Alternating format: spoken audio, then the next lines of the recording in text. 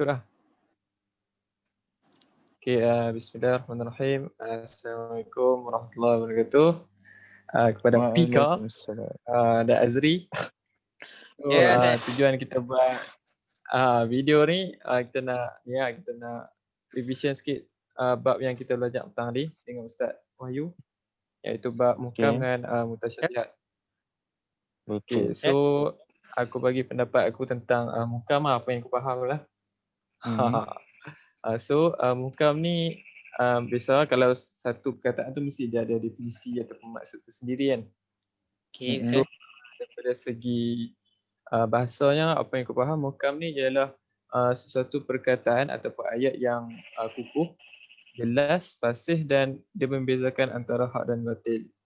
So daripada segi istilah pula, ayat muhkam ni ialah ayat yang ayat ataupun dalil yang jelas dan tidak mengandungi nasakh. Apa faham tak nasakh tu apa? Tak. Bisa dengar? Bisa dengar? Terangkan, cerita. Macam biasa dengar tapi saya lupa lah. So kita terang semudah lah bagi faham kan. So nasakh ni dia batalkan ataupun hapuskan dan gantikan dengan dalil yang baru.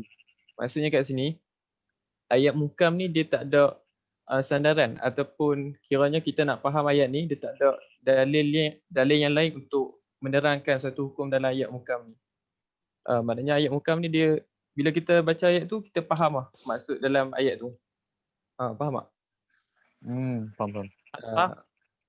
Yang kedua adalah apa yang memadai kefahaman kita tanpa memerlukan takwil. Takwil ni penerangan detail lah macam tadi lah. Dia tak ada sandaran ataupun dalil yang lain untuk terangkan hukum dalam ayat muhkam tu. Lepas tu Imam Qurtubi pula dia katakan ayat muhkam ni ialah ayat yang tak ada kekeliruan dalamnya dan tak mungkin ada makna kecuali satu saja. Maksudnya kat sini ayat muhkam ni dia jelas dan dia hanya ada satu maksud saja. Macam kan kita tengok kamus kan, kamus BI atau kamus Dewan Bahasa kan. Kadang-kadang kan satu perkataan dia ada dua maksud kan. Dia ada macam-macam kan. So ayat muhkam ni dia just satu maksud je, dia tak ada maksud yang lain. Dia lain lah. Tapi kalau kita boleh samakan kamus Dewan ni dengan ayat mutasyabihat kot. Penjelasan daripada Pika tadi. So dalil yang aku ambil yang rujuk kepada ayat muhkam ni dalam surah Al-Ikhlas ayat 4, iaitu a'udzubillahi minasyaitonirrajim walam yakul lahu kufuwan ahad, yang bermaksud dan tidak ada sesuatu pun yang setara dengan dia, iaitu Allah Subhanahu taala. Maksudnya kat sini kita boleh tahu lah, kita baca terjemahan ayat surah Al-Ikhlas ayat 4 ni, kita dah dapat tangkap maksud apa yang terkandung dalam ayat ni. Maknanya ayat ni dia menceritakan tentang Allah ni dia tidak menyerupai makhluk. Maknanya sifat yang ada setiap makhluk termasuk manusia, dia tidak menyerupai Allah. Kita tak ada satu sifat pun yang setara dengan Allah SWT. Faham tak? Faham. Okay. So yang tu je muhkam. Okay. Jadi tadi apa ni, Amir pun ada cerita pasal muhkam, baru je terangkan pasal muhkam tu. Jadi untuk part aku pula, aku akan terangkan berkenaan dengan mutasyabih ataupun mutasyabihat. Silakan. Okey, untuk mutasyabih dengan nota yang ada ni, kita boleh tengoklah. Kalau nota tu dia cakap kalau mutasyabih ni berasal daripada perkataan syabaha, yakni bila salah satu dari dua perkara serupa dengan yang lain. Itu maksud dia punya lughah lah. Kalau daripada segi istilah dia pula, dia ada 3 pendapat. Yang mana pendapat-pendapat ni jika disimpulkan, contohlah aku bagi satu pendapat yang mana mutasyabih ni ialah makna yang tersembunyi dan tidak diketahui sama ada melalui dalil akal ataupun nakli, kerana ia adalah ilmu yang diketahui oleh Allah. Contoh macam hari kiamat, kita pun tak tahu kan benda tu. Dan juga huruf-huruf muqatta'ah di permulaan surah. Tahu tak muqatta'ah ni apa? Tak tahu. Cuba terangkan. Okey, kalau contoh boleh jelaskan. contoh-contoh huruf muqatta'ah ni kita ambil daripada surah permulaan ayat surah Al-Baqarah lah. Contohnya alif lam mim, macam tu. Jadi kita tak tahu apa maksud di sebalik perkataan alif, lam dan juga mim. Jadi ini dimasukkan dengan mutasyabih pada pandangan yang pertama. Jadi untuk pandangan yang kedua pula, mutasyabih ni adalah apa yang hanya diketahui oleh Allah seperti dia sama juga macam pandangan yang pertama. Yang mana pandangan pertama juga menyatakan bahawa apa yang diketahui oleh Allah Subhanahu Wa Taala. Dan pandangan yang ketiga pula adalah apa yang tidak memenuhi kefahaman dengan ayat tersebut saja dan memerlukan kepada keterangan. Maksudnya kat sini bila kita tak faham sesuatu kan, benda tu perlukan kepada lanjutan dia. Faham tak dari sini? Maksudnya adalah mutasyabih ni adalah ayat yang maknanya tak jelas dan hanya orang-orang yang kuat keilmuannya yang memahaminya dengan pemahaman yang benar. Jadi daripada pandangan yang ketiga ni, maksud yang nak disampaikan adalah contohnya ayat-ayat tu yang bersifat global dan tidak ada perinciannya di dalam Al-Quran. Kita ambil, aku ambil daripada satu potongan dalam surah, iaitu berkenaan dengan perintah solat. Jadi dalam surah ni dia hanya menyatakan wa aqimus solah. Dia kata maksudnya dirikanlah solat. Tapi kita tak tahu nak dirikan macam mana kan? Sebab dalam perintah dalam Al-Quran dia hanya menyatakan dirikanlah solat. Jadi macam mana nak tahu? Dia perlu kepada dalil-dalil yang menyokongnya. Faham? Hadis lah. Hadis. Contohnya tadi kan wa aqimus solah, dia cakap dalam Quran Allah berfirman dirikanlah solat. Jadi untuk menyokong kepada bagaimana kita nak solat ni, kita ambil daripada hadis Nabi Muhammad SAW yang mana hadis ni berbunyi wasallu kama raaitumuni usalli. Solatlah kamu seperti mana kamu melihat aku solat. Hadis riwayat Bukhari. Jadi itu maksudnya daripada mutasyabih ni. Jelas Ni pandangan yang kedua kan? Pandangan yang ketiga. Ketiga. Okay. Jadi itulah yang dapat disimpulkan bahawa mutasyabih ni adalah bersamaan dengan kesamaran. Sama-sama macam tu. Dia perlukan kepada sandaran yang lain dari segi pemahaman tu. Okey. Ni apa yang aku faham lah. Apa yang aku kaji tadi. Okey, kita pergi kepada Azri. Kita pergi kepada Azri. Azri nak cerita pasal apa sih? Perbahasan yang selanjutnya. Nak cerita.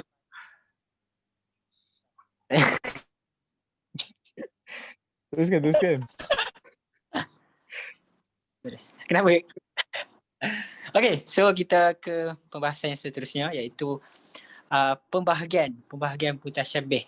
Okay, mutasyabih ni dia ada 3. Yang pertama adalah lafaz. Lafaz ni ada 2 pula di bawah dia, iaitu mufrad dan juga murakkab. Lain daripada tu ada 3. Yang kedua adalah makna, dan yang seterusnya adalah lafaz dan juga makna. Okay, so mutasyabih yang cakap tadi secara umumnya adalah kesamaran makna dalam lafaz, atau kesamaran dalam makna, atau kesamaran makna dan lafaz. Okay, yang pertama, mutasyabih ni dari sudut lafaz terbahagi kepada mufrad dan juga murakkab. Okay, mufrad. Okay, apa maksud mufrad tu? Mufrad ni dia berlaku dari sudut penggunaan kalimah yang pelik atau makna yang pelbagai. Itu mufrad. Okay, contoh kalimah yang pelik ni, okay, firman Allah Subhanahu Wa Taala dalam surah Abasa ayat 31. A'udzubillahi minasyaitonirrajim wa fakihatan wa abba. Okay, maksudnya dan berbagai buah-buahan serta bermacam-macam rumput. Okay, sebenarnya ayat ni bermaksud apa? Maksudnya adalah binatang ternak. Dia agak susah sikit nak faham lah kalau orang-orang yang biasa. Okay, dan betul. Ayat lepasnya firman Allah Subhanahu Wa Taala, mata'alakum wa li'an'amikum. Maksudnya untuk kegunaan kamu dan binatang-binatang ternakan kamu. Contoh, mufrad dengan sebab mempunyai banyak makna seperti Allah firman di dalam surah As-Saffat ayat 93. Farqa alaihi darban bil yamin. Maka ia memukul bala-bala itu dengan tangan kanannya sehingga pecah berketul-ketul. So kat sini kita pun macam apa tu, tak faham kan. So ayat ni menceritakan ketika Nabi Ibrahim AS mendapat patung-patung berhala, kaum baginda memukulnya dengan amat kuat kerana tangan kanan lebih kuat pada tangan kiri. Atau sebab kita tak tahu, okay, atau makna yang ketiga Nabi Ibrahim memukulnya kerana sumpah al-yamin yang dibuatnya dan disebut dalam Al-Quran surah Anbiya ayat 57. Okay. Faham. Okay, so teka seterusnya. Okay, contoh bagi tasyabuh dalam murakkab. Okay. Dengan sebab ringkaslah firman Allah Ta'ala dalam surah An-Nisa. Okay. Wa in khiftum alla tuqsitu fil yatama fankihu ma taba lakum minan nisa'i masna wa sulasa wa ruba'. Fa in khiftum alla ta'dilu fawahidatan aw malakat aymanukum zalika adna alla ta'ulu. Okay, so kat sini ayat ni datang dalam bentuk ringkas dan makna tersirat di sebaliknya. Makna ayat ialah jika kamu bimbang tidak berlaku adil terhadap anak-anak yatim dan peliharaan kamu selepas kamu mengahwini mereka dan makalah hendak kamu berkahwin dengan wanita yang kamu berkenan di hati kamu. Dengan kata yang kata lain, kamu merasa berat dan susah untuk mengahwini anak-anak yatim, bimbang kamu akan menzalimi mereka. Maka berkahwinlah dengan wanita yang kamu suka. Itu maksud dia. Kita dengar macam kena berfikir 2-3 kali baru faham.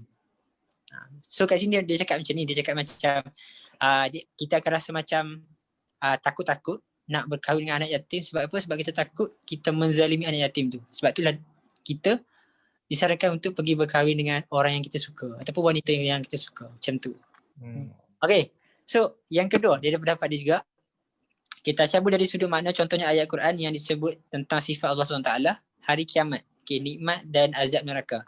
Akal manusia tidak mungkin dapat menyelami hakikat sifat Allah SWT, begitu juga kedahsyatan hari akhirat. Okay. Dan yang ketiga, tasyabuh dari sudut lafaz dan juga makna. Okay.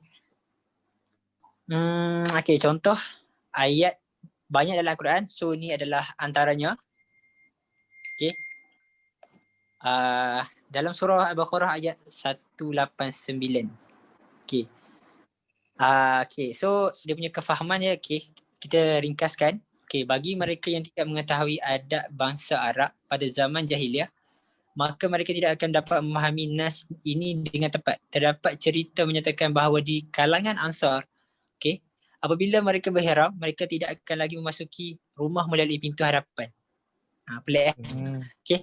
Ia dari penduduk Madar, mereka akan menumpuk lubang di belakang rumah untuk masuk dan keluar ketika berihram. Jadi macam agak aneh. Okay. Dan jika dari penduduk Wabar, mereka akan keluar dari belakang kemah. Dengan kelakuan mereka itu, maka turunlah ayat ini. Kesamaran dalam ayat ini adalah berkaitan lafaz dengan sebab.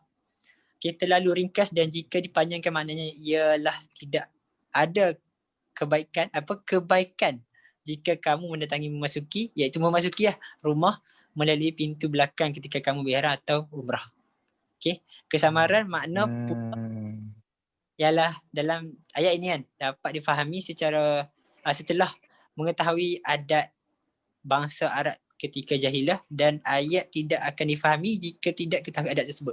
So macam kita ni, kalau kita belum tahu adat bangsa Arab ketika jahiliah, apa yang Azul cerita tadi ataupun aku cerita tadi, memang takkan faham. Betul tu. Okay, so jadi okay, kita sama terus. Okay, kategori mutasyabih. Okay, dia ada 3 kategori, iaitu Allah sahaja yang mengetahuinya, semua manusia mengetahuinya, ulama sahaja mengetahuinya. Okay, so kita nak pergi secara lebih terperinci.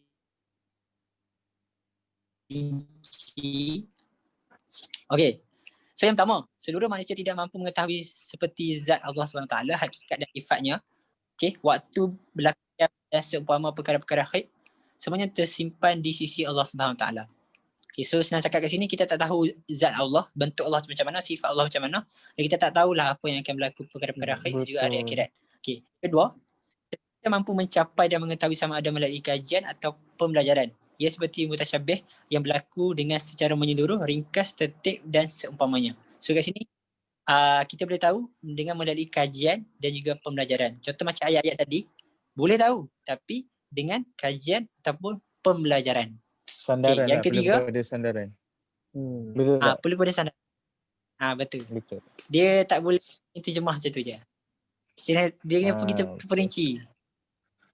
Yang ketiga adalah hanya diketahui oleh ulama-ulama yang mana Allah SWT telah memurniakan dan menambahkan ke dalam hati-hati hambanya yang bersedia berusaha untuk memahami kitabnya. Itu yang ketiga.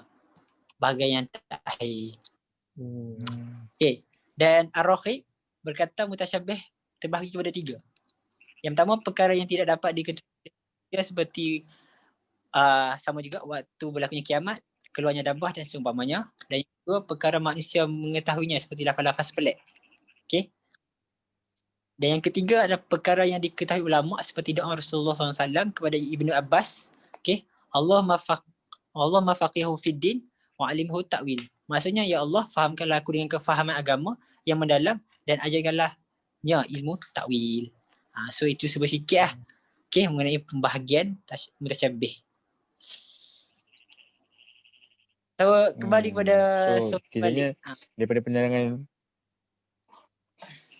sekiranya daripada apa yang kita duduk bincang daripada tadi tu pasal muhkam dengan mutasyabih ni, kita dah faham lah sedikit, betul tak? Betul. Betul. Kalau macam muhkam ni benda yang boleh kita macam sesuatu yang kita baca kita faham macam tu. Dia benda faham. Kalau macam mutasyabih ni kita baca tapi kita just tahu macam tu je, tapi kalau nak tahu lebih dalam lagi kita kena ada dalil-dalil sandaran yang mana untuk menyokong ayat-ayat yang berunsur mutasyabih. Setuju. Betul. Jadi itu sajalah untuk kita punya perbincangan hari ni, you know. Ya. Ini pun baru hujan ni aduh, line tak ada apa-apa. Tak apalah, mana ada kita bincang lah. Ni kalau ada sampai sini saja. Rupanya kita dapat juga lah input sikit kan. Betul tu. Jadi kalau ada salah daripada segi kefahaman tu, kita boleh lah cuba tanya balik pada orang yang lebih tahu berkaitan ni lah, orang kata pakar lah, senang cerita. Betul. Jadi rasanya sampai situ je lah kita punya perbincangan ni. Tengok muka pun dah ngantuk ni, tengok ngantuk. So kita tangguh. Tangguh ke akhiri? Akhiri lah. Tangguh akhiri. Tangguh. Okay, kita akhiri ni. Tangguh. Kita sebab kita nak buat perbincangan lagi kan apa ni? Tak apa, kita tangguh. Kita tangguh je lah. Kita punya perbincangan. Ya. Al-Baqarah dan surah Al-As. Okey.